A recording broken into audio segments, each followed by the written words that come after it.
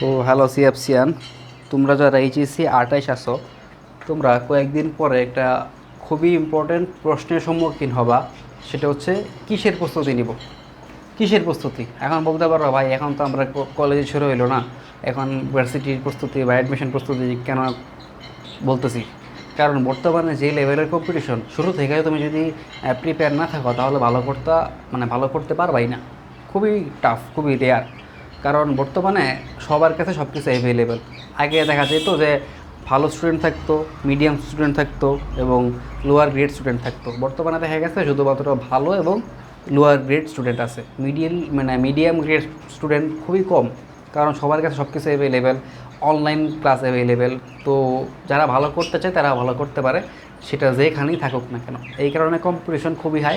শুরু থেকে তুমি যদি একটু আগায় রাখতে না পারো তাহলে কম্পিটিশন থেকে বের হয়ে যাবা। চান্স পাওয়া তো দূরের কথা, কারণ সবাই পড়ে, যারা পায় তারা আগে থেকেই সব কিছু সম্পর্কে ধারণা রাখে, একটু একটু আগে রাখে। কারণ সায়েন্সে কিন্তু একাডেমিক্স আর অ্যাডমিশন সিমিলার পড়া। তুমি যদি একটু বুদ্ধিভিত্তিকভাবে পড়ো তাহলেই কিন্তু এখন থেকেই পড়াশোনা আগে রাখা সম্ভব। দেখো, প্রথম কাজ এক্সপ্লোর। 6 মাস। তো এই প্রথম 6 মাস তোমাকে এক্সপ্লোর করতে হবে। অনেকের নির্দিষ্ট একটা লক্ষ্য থাকে আগে থেকে, এটা হবো সেটা হবো, বাট তারপরেও আমি বলবো যে তুমি এখন থেকেই এক্সপ্লোর করো। কারণ এসএসসি এক জিনিস, ইন্টারমিডিয়েট আরেক জিনিস। আমি এসএসসিতে খুব ভালো ছিলাম ম্যাথে, ইন্টারমিডিয়েটের ম্যাথ পারি না তেমন একটা। আমি ইন্টারমিডিয়েটে এসে বায়োলজি কেমিস্ট্রিতে ভালো হয়ে গেছি, এখানে আমি এটার ক্লাস নেই এবং ভবিষ্যতেও এটার একটা মানে টিউশন বলো বা ব্যাচ বলো বা অনলাইন ব্যাচ বলো, এগুলো পড়ানোর নিয়ত আছে। তো আমি কিন্তু বায়োলজিতে শিফট হয়ে গেছি। অথচ এসএসসিতে কিন্তু আমি ম্যাথে ভালো ছিলাম।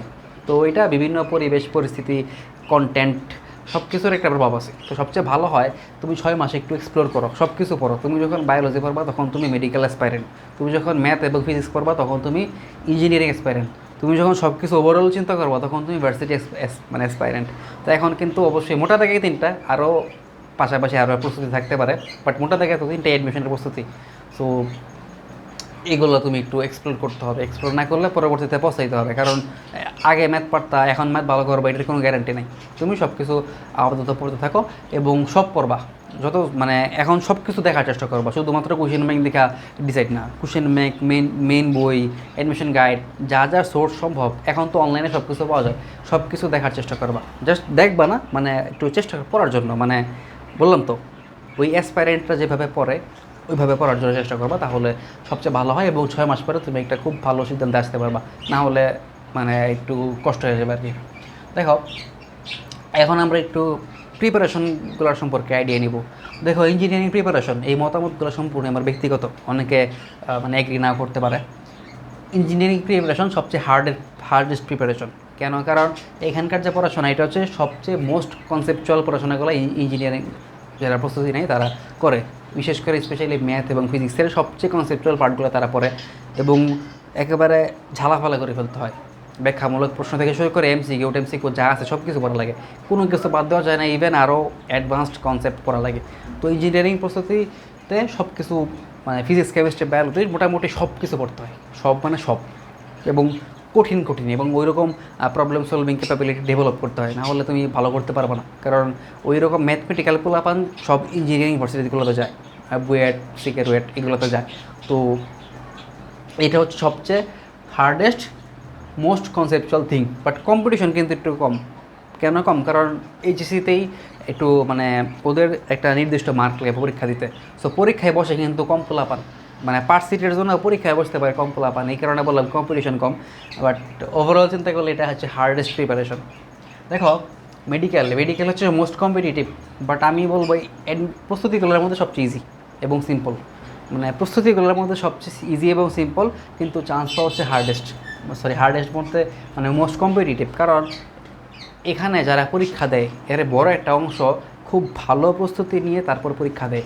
ভার্সিটিতে যাও, মনে হবে সংখ্যায় তো অনেক বেশি, পার্সিটের জন্য অনেক বেশি পরীক্ষা দেয়। আমরা যখন জাহাঙ্গীরনগর ইউনিটে পরীক্ষা দিয়েছি, পার্সিটের জন্য পরীক্ষা দিয়েছি আমরা 226 জন, বুঝছো? বাট মেডিকেলে কিন্তু এর চেয়ে কম, 93 নাকি 100 ছিল। কিন্তু আমি বলছি যে মেডিকেলে কম্পিটিশন বেশি, কারণ এখানে অথেন্টিক স্টুডেন্ট বেশি। ওইখানে উল্টাপাল্টা অনেক স্টুডেন্ট পরীক্ষা দেয় যারা প্রস্তুতি তেমন ভালো না, বাট মেডিকেলে কিন্তু অনেক ভালো প্রস্তুতি নিয়ে পোলাপান পরীক্ষা দেয়, বাট এইটার পড়াশোনা হচ্ছে ইজি। ইজি বলতে হচ্ছে মানে সিম্পল, বই আছে মুখস্থ করবা শেষ, কনসেপ্ট আছে মুখস্থ করবা শেষ, অত বুঝাবুঝির জিনিস কমই আছে। মুখস্থ অবশ্যই একটা দক্ষতার প্রয়োজন আছে, অবশ্যই সবগুলোই সম্মানীয়, তবে আমার কাছে ইজি লাগছে। আমি যেহেতু বায়োলজি কেমিস্ট্রিতে ভালো, এই কারণে মনে হয় ইজি লাগছে। বাট মোস্ট কম্পিটিটিভ, কিন্তু এটা চান্স পাওয়া খুবই টাফ। আমি যাই না ওই সেক্টরে, কারণ আমার মনে হয়েছে যে আমার লাইফস্টাইলের সাথে বা আমার ফিউচারে আমি নিজেকে কোথায় দেখতে চাই সেই অনুযায়ী আমি মেডিকেল থেকে পড়ে ভালো করতে পারবো না, বা আমার ফ্যামিলিয়াল কন্ডিশন ওই পর্যন্ত আমাকে সাপোর্ট করতে পারবে না। এই কারণে আমি ইউনিভার্সিটি থেকে শিফট করছি। বাট আমি আমার কাছে মেডিকেল মানে প্রিপারেশনটা সবচেয়ে ইজি, বাট বেশি কম্পিটিটিভ মনে হয়েছে। ঠিক আছে, তো এখানকার পড়াশোনা মোটামুটি ইজি। দেখো, এরপরে ভার্সিটি হচ্ছে ওভারঅল। অনেকে ভার্সিটি মনে করে সবচেয়ে ইজি, কিন্তু আসলে এটা না। ভার্সিটি তুমি ঢাকা ভার্সিটির প্রশ্ন একসাথে নেবা, মেডিকেলের প্রশ্ন একসাথে নেবা, তুমি নিজেই বুঝতে পারবা যে কোনটা কঠিন কোনটা বেশি সহজ। বুঝছো, অন্তত পক্ষে বিগত 2-3 বছরে মেডিকেল প্রশ্ন কোনো জাতের মধ্যে পড়ে না।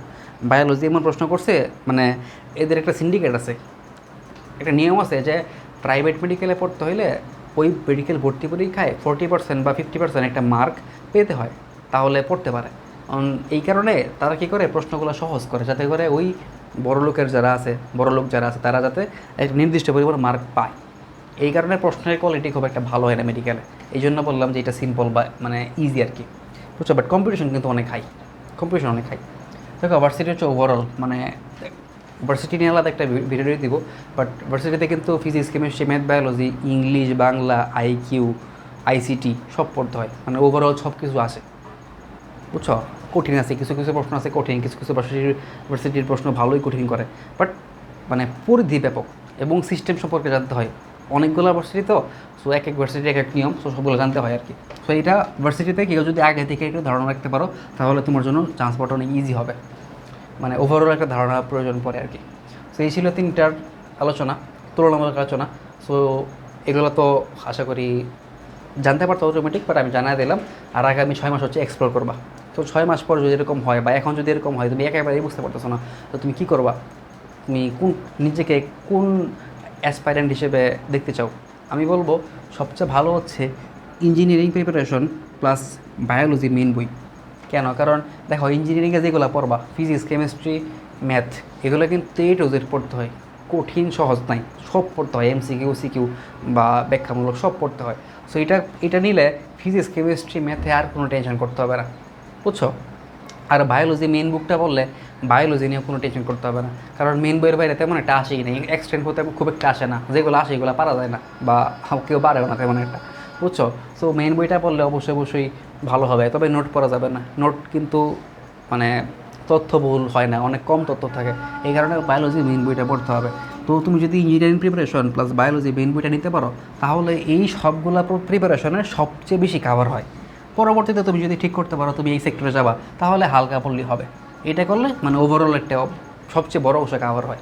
এবং একাডেমিক থেকে যদি তুমি এভাবে চিন্তা করতে পারো, যখন ফিজিক্স, কেমিস্ট্রি, ম্যাথ পড়বা, তখন এজ এ ইঞ্জিনিয়ারিং অ্যাসপাইরেন্ট চিন্তা করবা, আর যখন বায়োলজি মেন বই পড়বা, তখন তুমি এজ এ মেডিকেল অ্যাসপাইরেন্ট হিসেবে নিজেকে চিন্তা করবা, তাহলে সবচেয়ে ভালো করতে পারবা। সেটা হোক ইঞ্জিনিয়ারিং, হোক মেডিকেল, অথবা হোক ভার্সিটি, যে কোনো জায়গায় ভালো করতে পারবা। আপাতত এক্সপ্লোর করো, এত চাপ নেওয়ার দরকার নাই। আর এই কথাগুলো বললাম, এগুলো একটু খেয়াল রাখো, তাহলেই হবে। আজকে এই পর্যন্ত।